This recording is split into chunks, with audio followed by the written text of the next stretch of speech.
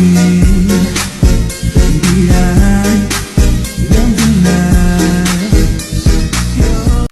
standby, kamera ready, sound ready, 3, 2, 1, action.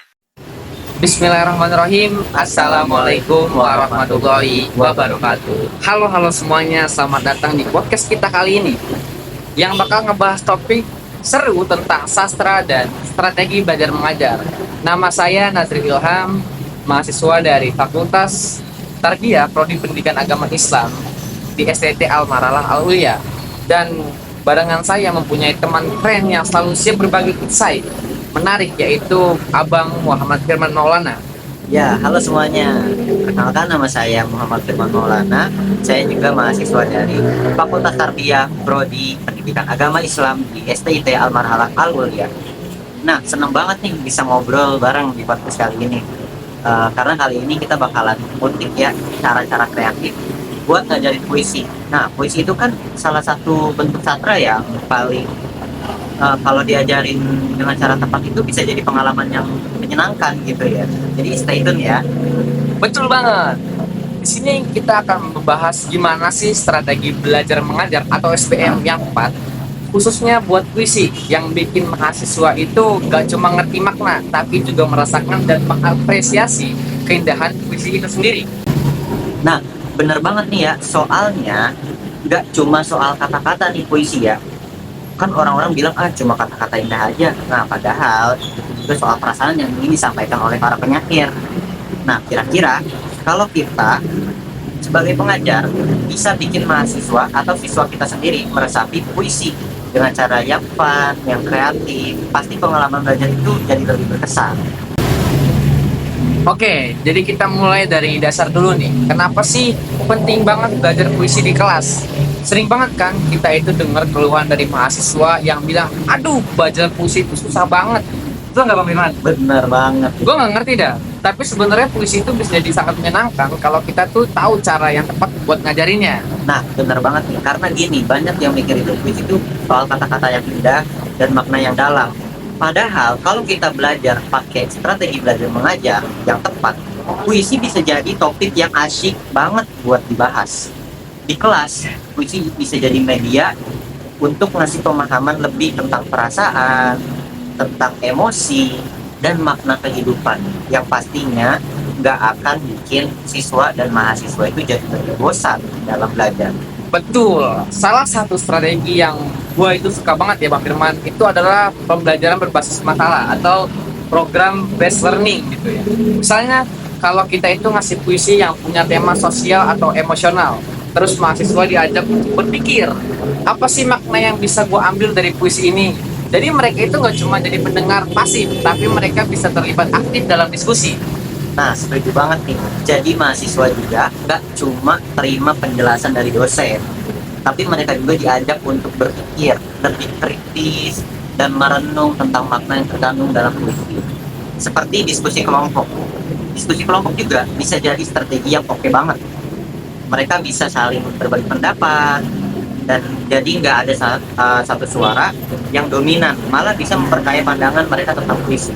Oke, betul banget itu tadi yang mau bilang. Lanjut ke strategi yang lain. Ini gue itu juga suka pakai menulis puisi kreatif di kelas. Setelah mahasiswa baca puisi karya orang lain, kenapa nggak coba ajak mereka untuk menulis karya mereka sendiri, Bang Firman? Jadi nggak usah malu lah untuk muluk-muluk jadi penyair, tapi mereka juga bisa mengekspresikan perasaan mereka lewat kata-kata yang mereka buat tentunya. Nah, itu seru banget tuh kalau dibahas ya. Jadi menulis puisi itu bikin mahasiswa nggak cuma ngerti teori pastinya, tapi mereka juga bisa ngerasain sendiri proses kreatif yang ada di balik pembuatan puisi tersebut. Nah, ini ngasih mereka kesempatan nih untuk mengungkapkan ide-ide dan perasaan mereka dengan cara yang lebih bebas dan kreatif. Nah, yang lebih asik lagi, setiap mahasiswa itu bisa nulis puisi tentang pengalaman atau perasaan pribadi mereka. Itu kan juga berarti mereka itu nggak cuma ngerti, tapi juga jadi bagian proses puisi itu sendiri, Pak Firman. Nah, benar itu. Jadi strategi berikutnya yang juga penting adalah menggunakan media kreatif. Zaman sekarang nih, kita nggak hanya belajar pakai buku aja kalau untuk puisi. Pakai video juga atau animasi bisa bantu banget buat ngebuka pemahaman mahasiswa tentang puisi. Tuh. Misalnya, setelah membaca puisi, mahasiswa bisa diajak untuk buat lihat visualisasi atau nonton pembacaan puisi yang penuh ekspresi. Itu juga bisa ngebantu banget buat mereka buat lebih ngerti dan meresapi makna yang ada. Bener banget. Jadi kalau misalnya kita ada puisi yang tentang hujan atau alam, kita bisa banget menggunakan gambar atau animasi ya, cuman Iya, betul. seperti kayak hujan turun atau yang lainnya. Itu juga bisa bikin suasana hati yang ada di dalam puisi jadi lebih kerasa kan. Jadi mahasiswa nggak cuma dengerin kata-kata tapi juga merasakannya. Nah, kira-kira selanjutnya Bang Nazil apa yang mau ditanyakan lagi? Nah, salah satu hal yang gak kalah penting dalam mengejar puisi adalah membaca puisi dengan ekspresi yang tepat. Kalau kalian baca puisi tentang kehilangan atau perlindungan, tapi kalian bacanya datar, gak bakal sampai. Kan sebabnya adalah ekspresi yang membaca puisi jadi kunci atau pemegang utamanya adalah kunci. Supaya apa? Supaya maknanya bisa sampai kepada pendengarnya. Nah, betul banget tuh. Kalau kita cuma baca puisi, kayak baca teks biasa, itu nggak akan ada kesannya. Nggak akan ada kesannya, Betul. nggak akan ada emosionalnya. Jadi nggak kerasa sampai ke perasaan kita.